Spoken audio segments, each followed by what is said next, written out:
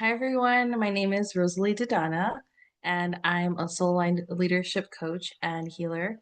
I'm so excited to do this talk for 50 Voices of Influence. And my talk is titled From Survival to Soul Alignment: Understanding the Patterns That Keep You Stuck and How to Break Free. In my line of work, I help heart led women release these unconscious patterns that they unknowingly live by, and sometimes knowingly live by. I help them strengthen self trust in their intuition, in their inner knowing, and create lives that are rooted in peace, purpose, and authentic expression. And today, I want to talk about something that affects nearly every single person, regardless of age, profession, background, or life experiences. It's the difference between living from survival and living from alignment. Now, before we begin, I would like to clarify what I mean by those words. When most people hear the word survival, they think of life or death situations. And survival can show up in a lot more subtle ways than people realize. It can look like constant worrying about what other people think. It can look like saying yes and lacking those boundaries when you really want to say no.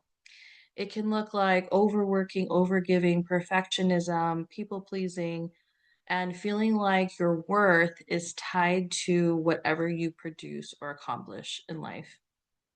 And many of us, myself included, are living from patterns that we learned years ago without realizing it. This is all part of this conditioning process that we all undergo as humans living this human experience here on earth. And while those patterns may have helped us at one point, they may also be keeping us from fully living and experiencing the life that we want today. And so, in this talk, I'm going to teach you three things. First, how these patterns were created. Second, why they continue repeating themselves even when we're aware of them. And third, how to begin creating change so that you can live more authentically and intentionally in alignment with your soul. Okay, let's begin. So, part one, understanding why we get stuck in these patterns. I want you to take a moment and just think about a behavior that you have tried to change, either currently or in the past. Maybe you've told yourself things like, I'm going to stop overthinking. I don't care what anyone else thinks. I'm going to do XYZ. I'm going to stop putting myself last and everyone else first. I'm going to start exercising some boundaries. Does any of this sound familiar? Yet somehow, despite our best intentions, we can still find ourselves repeating that same behavior that we wanted to fix again and again and again. And have you ever wondered why this happens?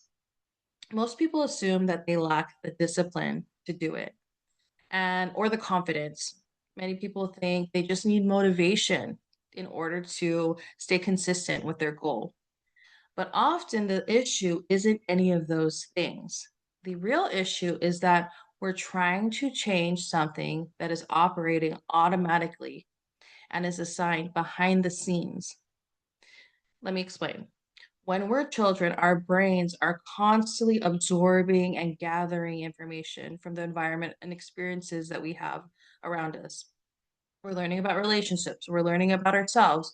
We're learning what feels safe and what feels unsafe. We're learning what gets rewarded and what gets rejected.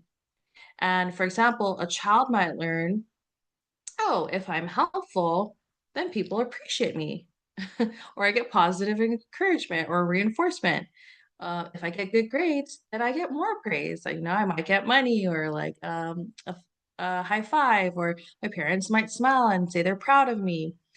Um, Another thing that children learn early on is if I don't cause a lot of trouble, everyone stays happy, right? We unknowingly sometimes teach children to be quiet, be unseen, not cause a bunch of noise and ruckus, um, which kind of further facilitates that people pleasing syndrome. And another thing kids might internalize is if I take care of other people's emotions, then conflict goes away. and I see this all the time as an educator as well. Many children who, overhear problems that are adult problems and then try to help facilitate emotions that, really adults should be regulating, not children. And none of these lessons are necessarily bad, right? The challenge is that our brains and children's brains turn these experiences into patterns. And so all these experiences get wired into our brains early on. And this pattern way of living is simply a repeated way of thinking, feeling, and behaving. And over time, the more we experience this, the more that it becomes part of who we are, the more it stays in our environment, these patterns become automatic without us even thinking about it. And it's our brain's way of conserving energy, and also just as a child wanting to fit in, wanting to be accepted, wanting to feel love from your parents, and feel safe, right? So eventually, as we grow up, we stop consciously choosing the decision, right? They just become a pattern. We simply do them. And so, someone who's learned that being helpful earned approval may become an adult who struggles to say no. And for example, someone who learned that achievement brings praise may become an adult who feels like they constantly need to prove themselves with the next goal, with the next big thing that they're doing. And lastly, someone who learned to avoid conflict may become an adult who stays silent even when something matters deeply to them. And what helped us navigate life earlier on becomes something that may limit us later. And this is important because the pattern is not necessarily the problem. The problem is when we start believing that the pattern is who we are and how things are supposed to be. Because people often say things like, well, I'm just a perfectionist, or yes, I know, I'm just an overthinker. And some people even like to own it like, I just love thinking about my thinking. And they make it part of their identity and their persona and their purpose in life. Or I know I'm a people pleaser. What if those are not identities, though, right? We take them as part of us, but what if those aren't identities? What if they're simply learned behaviors and patterns? Because there's a huge difference. If it's your identity, then you feel stuck in that way of being. You accept it as part of you and you continue to live that experience. If it's a pattern, something that a learned pattern, then you recognize through this language that it's something that is separate from you and that can change with choice. One of the most liberating and freeing things I've ever learned is that many of the things I thought were simply who I am were actually adaptations to my environment, to my experience. They were strategies, responses, habits, and what has been learned can also be unlearned. And the first step toward that change is the awareness of it. Awareness means noticing what's happening without judgment of yourself. And many people immediately, when they become aware, move into self criticism, myself included. They think, why am I still doing this? I should be past this by now. What's wrong with me? All these judgments. But we have to realize awareness does not need judgment. Awareness is not about judgment. Awareness is information. Awareness is helping us to see ourselves more clearly.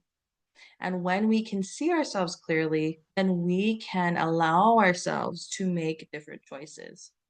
And this leads into part two, why awareness alone, although it's very important, doesn't create change.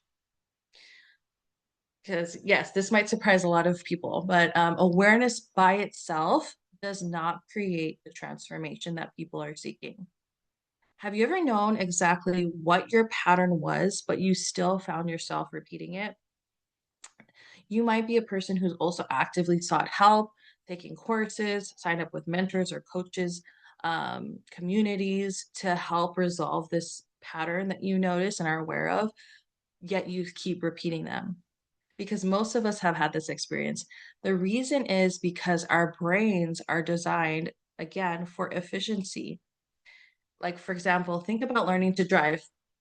When you first learned, you had to think about everything: the mirrors, the speed, triple checking like your rear view window, the steering wheel, all making sure you're hitting the turn signal at the right time. Every action required extra energy and attention to make sure you were doing it right, right?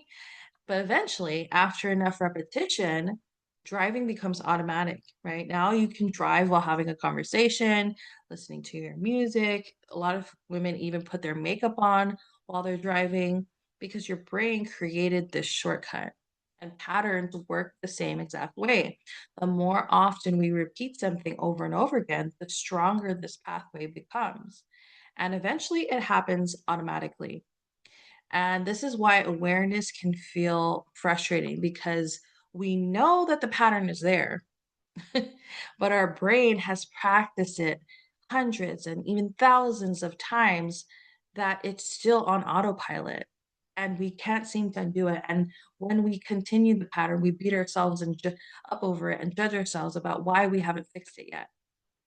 But the good news is that new patterns can also be created. While we've created these old patterns that we're not fans of anymore, we can create new patterns. The challenge is that new patterns feel very comfortable at the beginning. Why? It's because they are unfamiliar. For example, if you spent years saying yes to everyone, saying, yes, I'll be right there. Sure, I can do that thing. Saying no might feel uncomfortable. Not might, it will feel uncomfortable. If you spent years staying quiet, then speaking up will feel uncomfortable at first.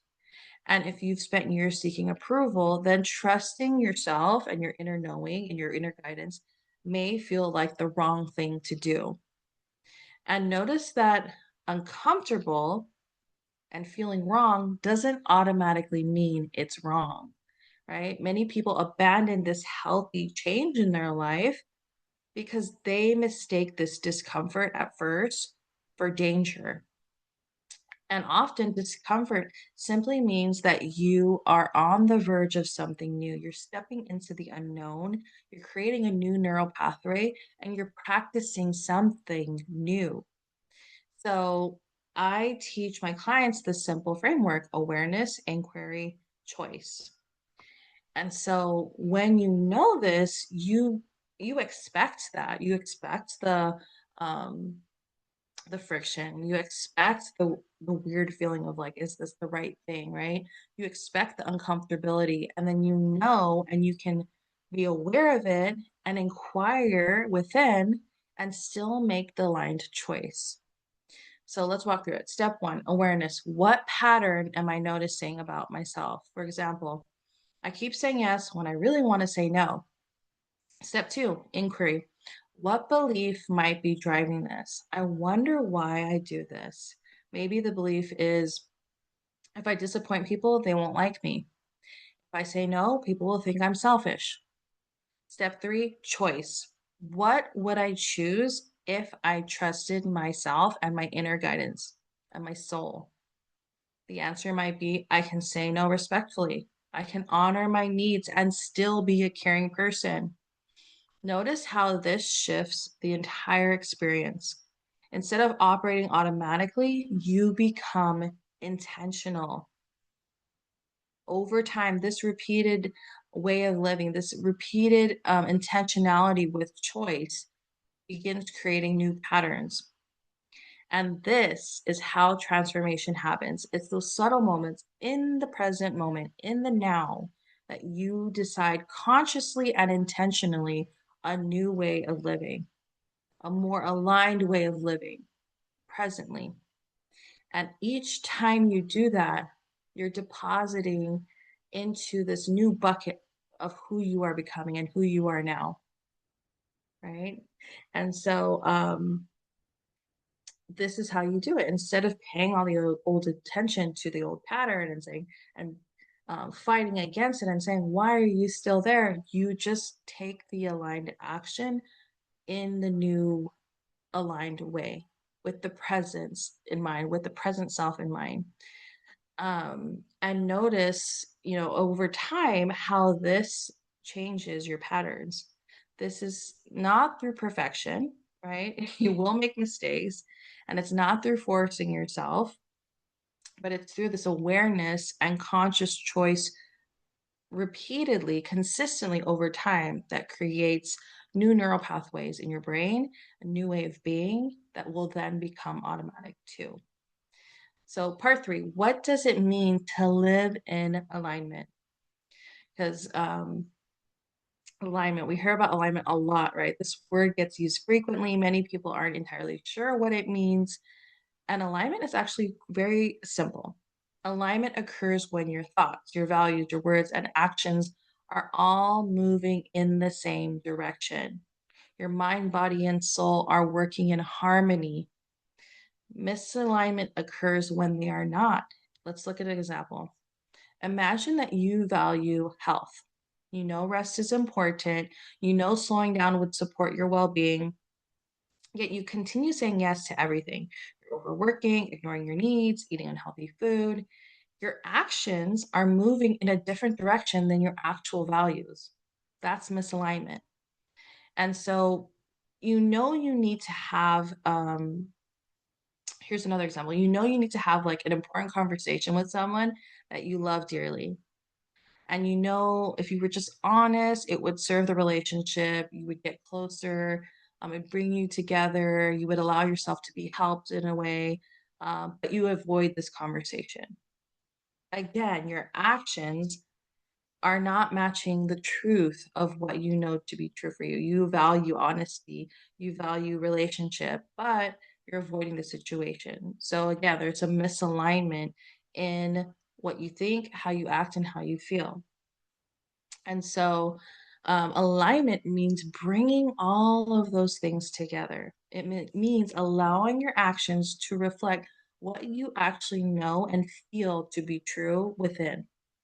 And one of the biggest misconceptions that I see about misalignment is that people think it means feeling good all the time.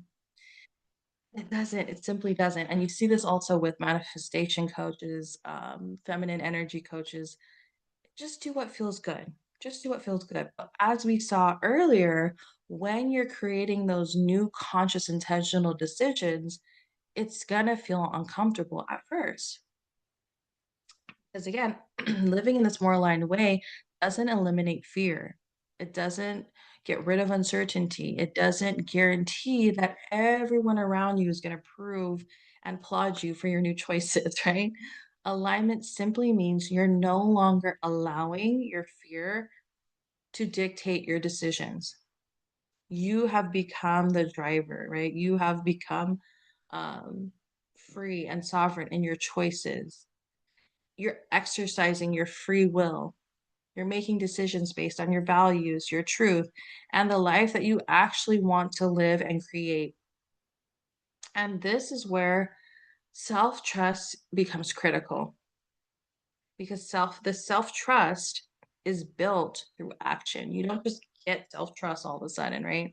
Every time you honor your truth, you strengthen trust. Every time you keep a promise to yourself, you strengthen self trust. Every time you choose authenticity over approval of others, you strengthen that inner self trust. And over time, again, living in that aligned, conscious, intentional, aware way with your decisions, step by step, moment to moment, day by day, week by week, month by month, year by year, over time, that trust creates confidence, creates conviction. And not because not because life is predictable, you're like, okay, now I'm confident. It's because the confidence that you create builds this self trust in yourself that no matter what happens, you know everything will be okay. You know you will navigate through it. You know who you are and whose you are on the inside, on a soul level. And that changes everything. It changes your relationships, your leadership, your parenting, your business. It changes how you show up in the world. And so I hope this talk helps you realize that even though you might still feel stuck in certain ways in your life, You are not stuck. You have the freedom, the free will, and the choice to live in a more aligned way that is true to who you are on the inside. And it simply takes the conscious decision and willingness to show up in each and every moment with intentionality, with deep purpose and self trust, in not just who you are now, but in who you are becoming. And so, as we come to the end of our time together, I want to leave you with three questions. First, what pattern am I currently repeating in my life that I would like to change? Second, what belief or fear might be keeping that pattern in its place? And third, what is one small choice I can make today that is more aligned with the truth of who I am? And remember, you do not need to become someone new. You do not need to earn your worth. You do not need to fix yourself. Most of us are not learning how to become someone else. We're learning how to stop identifying with patterns that no longer serve us, that no longer align with who we are. We're learning how to reconnect with who we truly are underneath the conditioning, programming, the expectations, and the survival strategies that we've learned as children and growing up through our lives. Because when awareness creates choice, choice creates change, and change creates freedom. Thank you so much for being here today with me. It's been an honor to share this message with you. And if this resonated, please reach out. You can find me on my website, thepurifyingplace.com. I'm also on Instagram at thepurifyingplace. Thanks so much. I'll see you soon.